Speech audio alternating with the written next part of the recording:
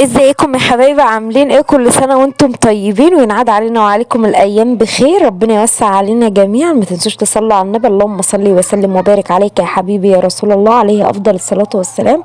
اللهم ارحم امي وارحم ابوي واجمع ما بينهم واسكنهم الفردوس الاعلى. النهارده بقى بعمل بقى التجهيزات. انا حضرت كل حاجة امبارح زي ما صورت لكم. النهارده بقى يوم اتمام العملية. بصوا بقى يا حبايب قلبي انا عملت ايه بقى.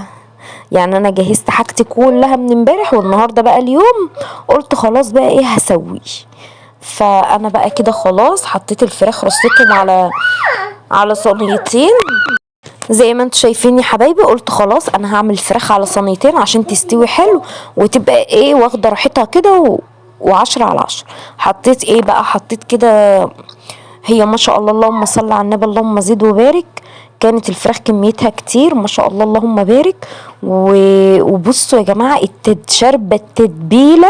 والله والله والله ريحتها والله كانت جايبه اخر الشارع.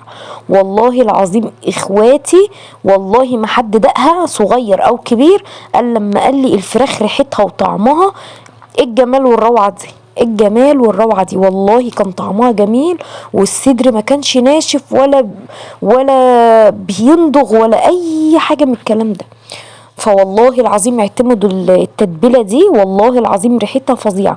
عملت ايه بقى تاني يوم؟ عملت فرشه في الصينيه، بصل فلفل اخضر طماطم متقطعين مربعات صغيره، وحط عليهم شويه ملح وفلفل ودعكتهم كويس قوي ببهارات الفراخ، وعملتهم رصه من تحت، وقمت ايه رص عليهم الفراخ من فوق زي ما انتم شايفين كده. والله العظيم ريحتها وطعمها كان رهيب رهيب. دي اول حاجة عملتها بس، وحطيتها في الفرن بقى استوت على مهلها خالص وخدت الوش واتشمعت وبقت 10/10. اللي عملت البسلة اهو زي ما انتم شايفين، وعملت كمان السمبوسة وعملت السبانخ. وهنا بقى عملت انواع كنافة كتيرة قوي. عملت كنافة صوابع. تمام، خد يا محمد كل.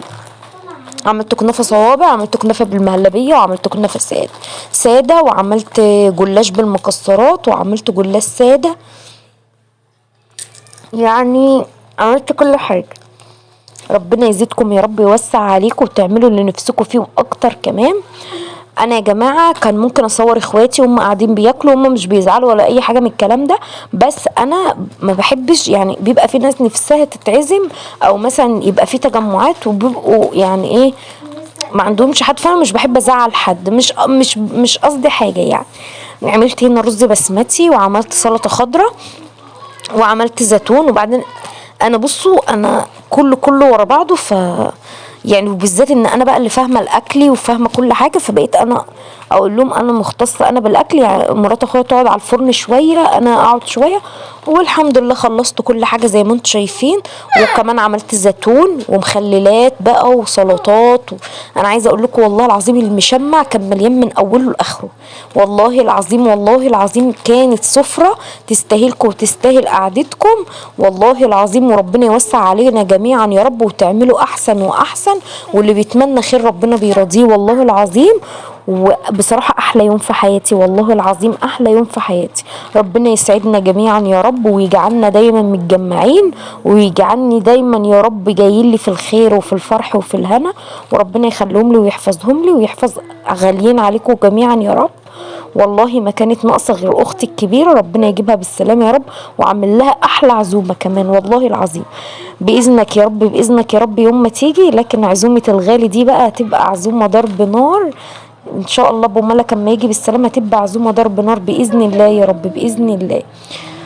فربنا يوسع علينا جميعا يا رب، ويخليكم جميعا لاهليكم ويوسع عليكم. ما تنسوش تعملوا لي لايك وتشتركوا معايا في القناه، وان شاء الله مش هكبر الا بيكي. وشكرا للناس اللي بتتفاعل معايا، ربنا يسعد قلبكم.